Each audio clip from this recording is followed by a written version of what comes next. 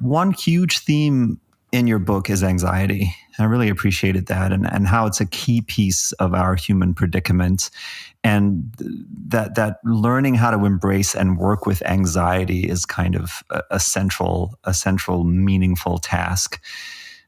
Tell us about that. Like, why anxiety? It's part of my DNA. I come from an anxious family. I suffered hundreds of panic attacks in my life, 2 which hospitalized me. I've written about this elsewhere, that the thing that got me to stop having panic attacks was when I went from a 20-year vegetarian diet to eating meat again and less carbs. I'm not promoting any diet. I don't do that, but that is what happened to me. And I haven't had one now in many years, but I still have anxiety. It's just that I don't have those full-on panic attacks anymore, which I'm very grateful about. But anxiety, some people argue, is the human condition. It's very important. It's part of us, that rush of chemicals that keep us on guard. People like Kelly McGonigal have written exceptionally well about how to use anxiety, because all it is chemistry. And if you can frame it properly, you can actually use it for intense focus. Joseph Ledoux has written an entire book about the physiology of anxiety, which I found very useful to tell you exactly what's going on in your body to try to create interventions. But with psychedelics, one of the experiences you're probably referencing earlier was a hero's dose, or hero dose, as McKenna called it, was 5 grams of psilocybin. The most I ever did was 4 grams. Mm-hmm. That was enough.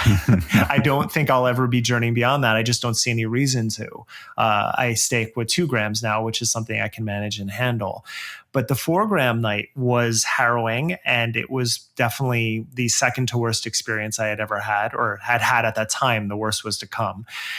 But I ended up that was a Friday night. And the following Friday, I ended up by myself taking 2 grams and going to a place where I've always had good experiences by myself, and sitting under a tree for hours with it. And I bring that up specifically because I realized that if I let that bad experience dictate what psychedelics were, that I would then stop learning from them. And so I wanted to be able to deal with my anxiety around it immediately. And so I went and I had a wonderful night by myself the following week. And I felt good enough at that time that I didn't need a guide. I felt, you can take off the training wheels if you've done them enough. So it really helped me to recognize my patterns, because anxiety is a pattern, and to be able to sit with it, and instead of letting it overwhelm me, to be able to manage it. Physiology is important. There are breathing techniques. There's cardiovascular exercise was always helpful, but it can really boil down to a mental repetition, which is also a habit. And there are certain triggers. And unless you create better habits to deal with those triggers, you will deal with anxiety for your entire life. I'm at the point where I've recognized it'll always be part of me, but I can mitigate it by certain techniques.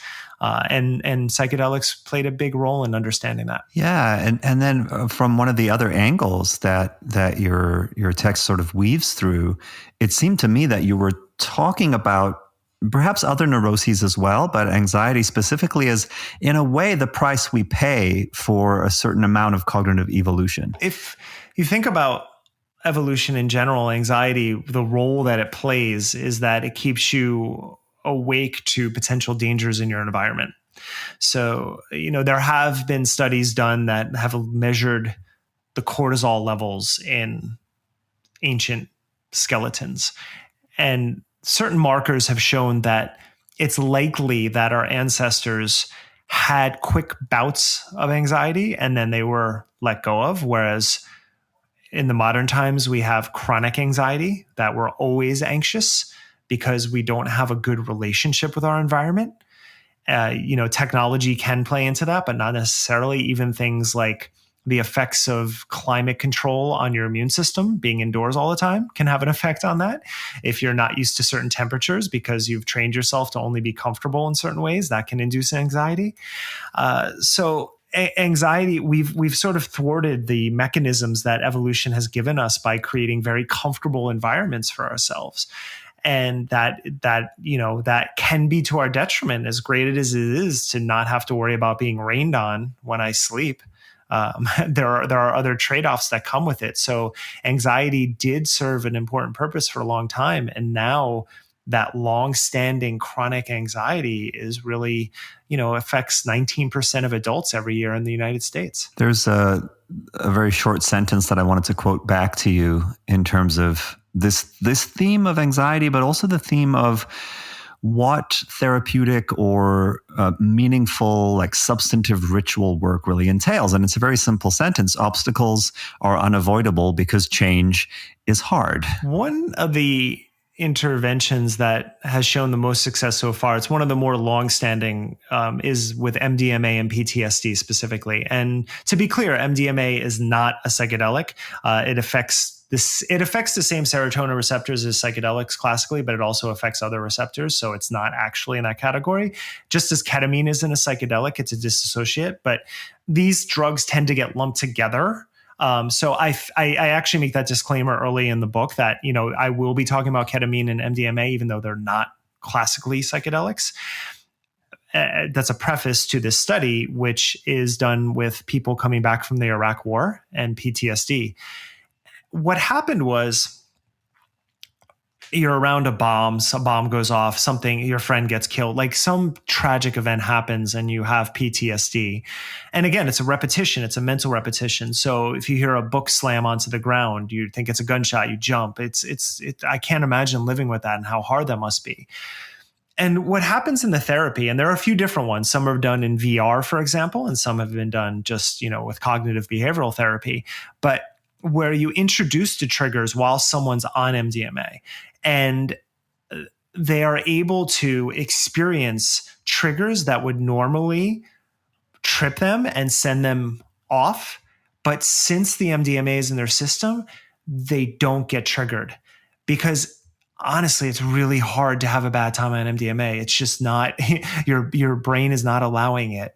And that's been very valuable so far. But again, it's indicative of the fact that the intervention is helping you for a moment see something to change a pattern, but then further therapy is going to be needed. But you can then recognize, oh, hey, remember that time when the book slamming on the ground didn't trip me off? That is possible. And that psychological change is so valuable. And I really think lies at the heart of a lot of these psychedelic therapy interventions that are coming right now. Yeah, you take great pains to underline that real change requires more than just taking a pill, right? Whether it's an antidepressant or Xanax or an LSD tab. Real change is probably going to require talk therapy.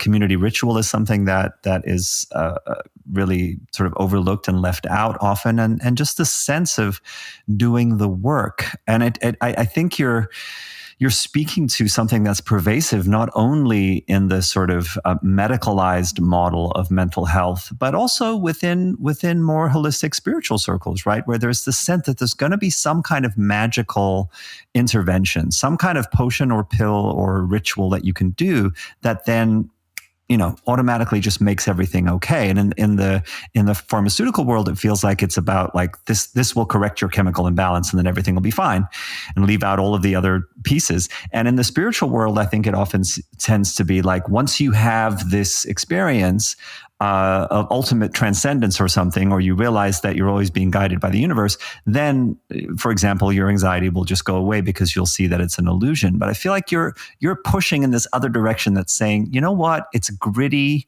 it takes work, it's hard, you're confronting yourself, it doesn't happen overnight. Am I right about that? Absolutely.